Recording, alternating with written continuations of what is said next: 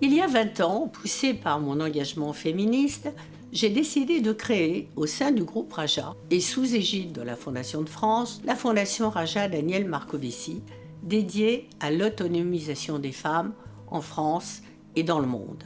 En 2006, les droits des femmes n'étaient pas encore identifiés comme un champ d'action philanthropique à part entière, ni même un sujet digne d'attention prioritaire. Plus de 10 ans avant le mouvement MeToo, la parole des femmes était encore largement étouffée. Ces enjeux étaient invisibles, impensés et relégués au second plan. Créer une fondation exclusivement dédiée à cette cause n'allait pas de soi. Nous avons ouvert la voie et affirmé que la philanthropie peut et doit être féministe. La Fondation Raja Daniel Marcovici est ainsi devenue la première fondation en France entièrement consacrée aux droits des femmes. La création de cette fondation répondait à une réalité très concrète. Partout dans le monde, les femmes restent les premières touchées par les violences, les inégalités et les exclusions.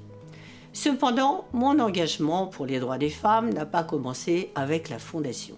Il s'inscrit dans une histoire plus ancienne, à la fois personnelle et entrepreneuriale. Personnelle d'abord, issue de mon engagement féministe de longue date, notamment dans les années 70 pour le droit à l'avortement en France. Engagement entrepreneurial ensuite, puisque c'est ma mère Rachel qui a créé les cartons Raja en 1954, à une époque où l'entrepreneuriat féminin était rare et surtout peu valorisé. J'ai grandi avec cet exemple de leadership et cette croyance dans le talent, les compétences et le pouvoir d'agir des femmes. Créer la fondation en 2006, c'était allier mon engagement féministe avec mon rôle de chef d'entreprise et engager durablement le groupe Raja en faveur de l'égalité. J'en suis profondément convaincue, le rôle des entreprises est économique, social et sociétal. Au moment de la création, je ne savais pas exactement jusqu'où cet engagement nous mènerait. Mais nous savions pourquoi nous le faisions. Nous avons alors défini des axes d'action ambitieux afin de guider nos actions. Le droit des femmes et la lutte contre les violences faites aux femmes, la formation et l'insertion professionnelle, l'éducation et l'action sociale. En 2006, nous avions démarré avec un budget modeste de 150 000 € et nous avons soutenu 9 projets associatifs dans 5 pays. 10 ans après, en 2016, la Fondation a soutenu 42 projets dans 21 pays avec un budget de plus de 1 300 000 €. Enfin, l'année dernière, la Fondation a soutenu 132 projets dans 47 pays pour un total de plus de 2 millions d'euros. Mais l'essentiel n'est pas dans les chiffres. Il est dans notre capacité et notre volonté à nous adapter aux besoins des associations pour mieux les accompagner en France et à l'international et en élargissant nos choix de financement dans de nouveaux domaines tels que la santé. En 2013, mon fils Benjamin Caplus, premier délégué général de la Fondation, crée le programme Raja People afin d'impliquer les équipes du groupe Raja et organise les premiers Fondations Raja Women's Awards afin de valoriser et de faire connaître le travail des associations.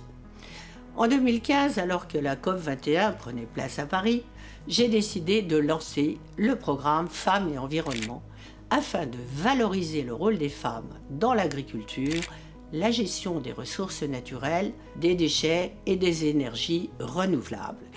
En 2018, afin de participer activement aux avancées féministes dans l'évolution des lois, des politiques et des mentalités, j'ai décidé d'engager pleinement la Fondation dans des actions de plaidoyer. Et en 2022, face à la multiplication des crises humanitaires, sociales et politiques et environnementales, j'ai créé un fonds d'urgence qui nous permet d'agir rapidement lorsque les droits des femmes sont brutalement menacés. Il y a 20 ans, je n'aurais jamais imaginé que les droits des femmes et la démocratie puissent être remis en cause et régressés avec une telle intensité. Face à cela, nous avons cette année élargi le fonds d'urgence afin qu'il contribue à assurer la survie de nos associations partenaires et renforçons nos actions de plaidoyer. Aujourd'hui, alors que nous célébrons les 20 ans de la Fondation, je me réjouis du chemin parcouru. La Fondation a accompagné plus de 1000 projets dans plus de 80 pays pour plus de 22 millions d'euros consacrés à l'autonomisation des femmes. Alors que les défis persistent, ces 2 décennies d'action nous engagent et nous obligent. Nous continuerons d'être aux côtés des associations qui agissent pour un monde plus juste et plus égalitaire.